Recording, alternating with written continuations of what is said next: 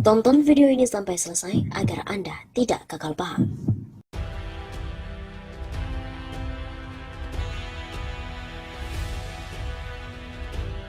Sah, Presiden Jokowi mengembalikan oligarki ke Indonesia. Ketua YLBHI, Yayasan Lembaga Bantuan Hukum Indonesia, Asfinawati berkomentar secara singkat atas pengesahan Omnibus Law RUU Cipta Kerja oleh pemerintah dan juga DPR. Dia pun menilai Presiden Jokowi secara sah menjadi pemimpin yang mengembalikan oligarki ke Indonesia. Sah Jokowi presiden yang mengembalikan oligarki ke posisi sentral di Indonesia, kata dia saat dihubungi oleh redaksi pada hari Selasa 6 Oktober. Namun Asfinawati tidak menjawab ketika disinggung langkah hukum yang akan ditempuh YLBHI setelah disahkannya RUU Ciptaker. Dia hanya menyebut pengesahan RUU Ciptaker juga mengembalikan era otoriter. Ini juga instrumen utama kembalinya otoritarian ke Indonesia, tegas dia. Sebelumnya, Sekretaris Jenderal Konsorsium Pembaharuan Agraria Sekjen KPA, Dewi Kartika menyebut organisasinya segera mengajukan uji materi setelah disahkannya Omnibus Law RUU Ciptaker pada hari Senin 5 Oktober kemarin. Sebagai kelanjutan sikap penolakan, KPA menggugat undang-undang ke Mahkamah Konstitusi. Begitu kata Dewi dalam keterangan resminya pada hari Senin 6 Oktober. Pasalnya pun, kata Dewi, muncul sistem ekonomi politik agraria dengan mendorong liberalisasi di dalam RUU Ciptaker yang disahkan. Sistem ekonomi politik agraria yang ultra neoliberal dalam Undang-Undang Ciptaker dengan cara mendorong liberalisasi lebih luas sumber-sumber agraria dan sistem pasar tanah nyata-nyata bertentangan dengan konstitusi Indonesia. Begitu bebernya.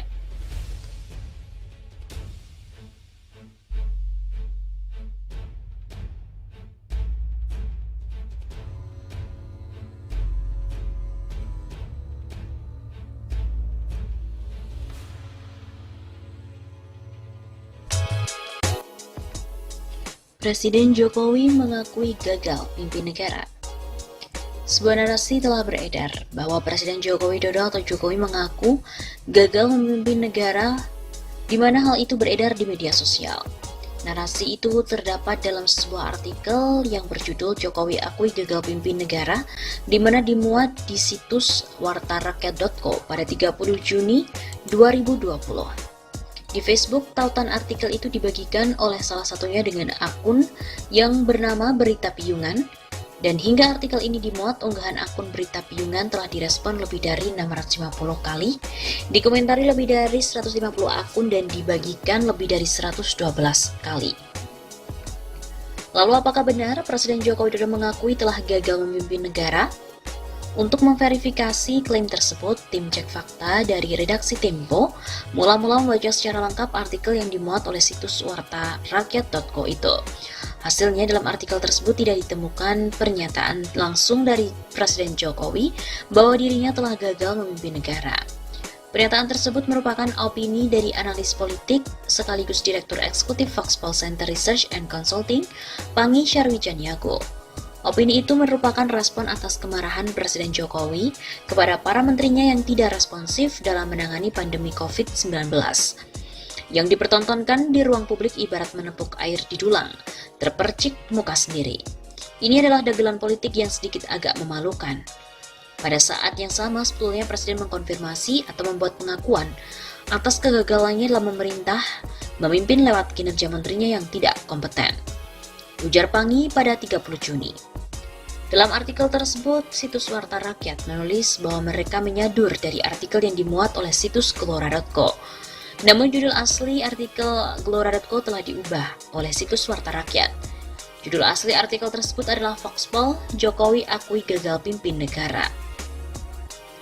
Kritikan Pangi ini juga dimuat oleh sejumlah media arus utama. Misalnya Tempo memuat pernyataan Pangi tersebut pada 1 Juli 2020. Dalam berita yang berjudul, pengamat menilai kemarahan Jokowi ke menteri sebagai cuci tangan. Analis politik sekaligus Direktur Eksekutif Foxpol Center Research and Consulting, Pangi Syarwijaniago menilai bahwa kemarahan Presiden Jokowi dalam rapat kabinet sengaja ditunjukkan untuk menutupi kekurangannya sebagai kepala pemerintahan dalam menghadapi pandemi. Boleh jadi, ini dagelan politik, mencari kambing hitam demi menutupi kelemahannya sebagai presiden dalam menjalankan roda pemerintahan, ujar Pangi.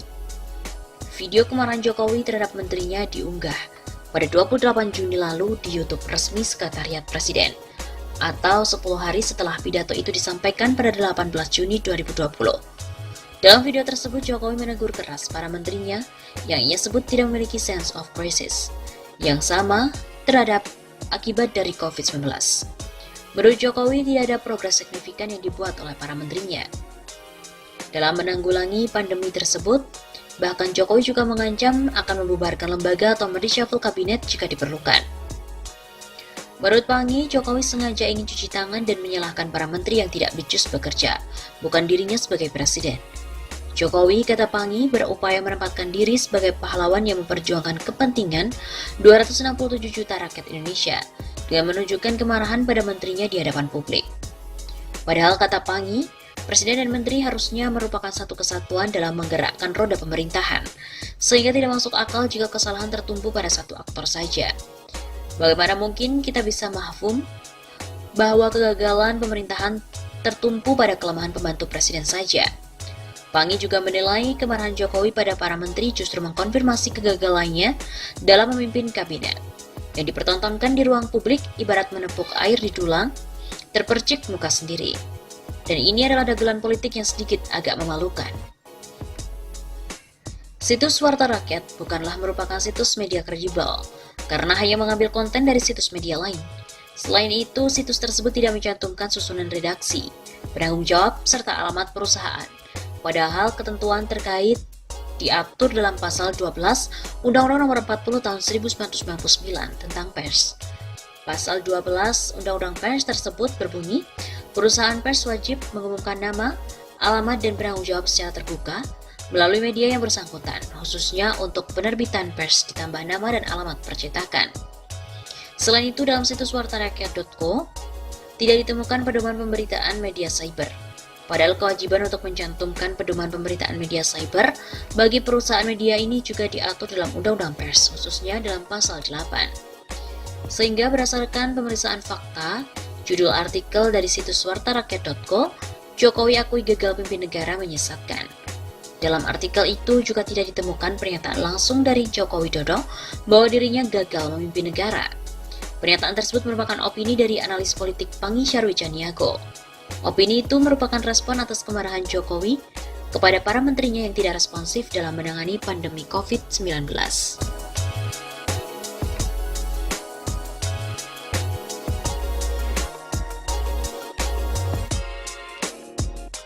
Seperti diketahui, Jokowi marahi menteri dengan suaranya meninggi, nggak ada progres. Presiden Jokowi marah kepada para menteri dan pimpinan lembaga negara lantaran tidak maksimal bekerja di tengah pandemi virus corona. Suara Jokowi berulang kali meninggi dan menyebutkan bakal mengambil langkah yang luar biasa keras. Jokowi pun marah-marah saat sidang kabinet paripurna di Istana Negara pada 18 Juni yang lalu.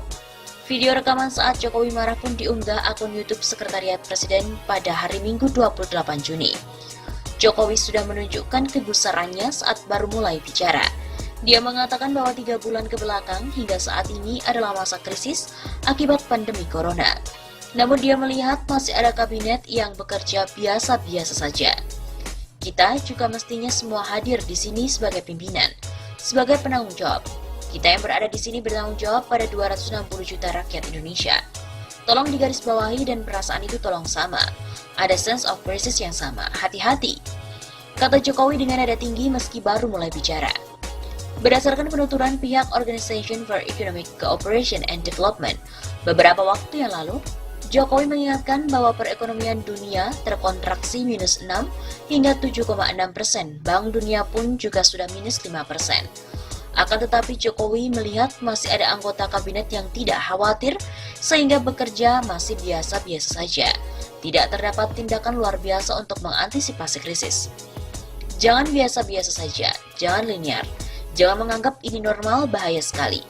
Kata Jokowi dengan nada yang tinggi. Saya melihat masih banyak kita yang menganggap ini normal.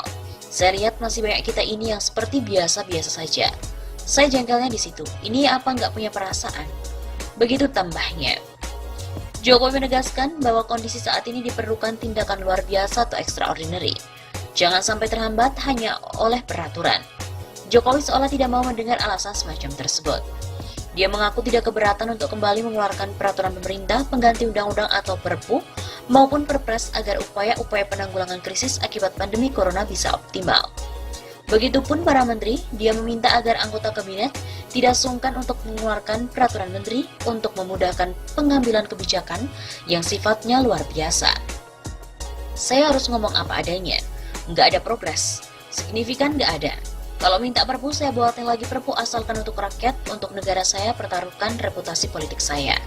Begitu kata Jokowi. Dia pun juga menyinggung Kementerian Kesehatan yang baru saja mencairkan 1,53% anggaran.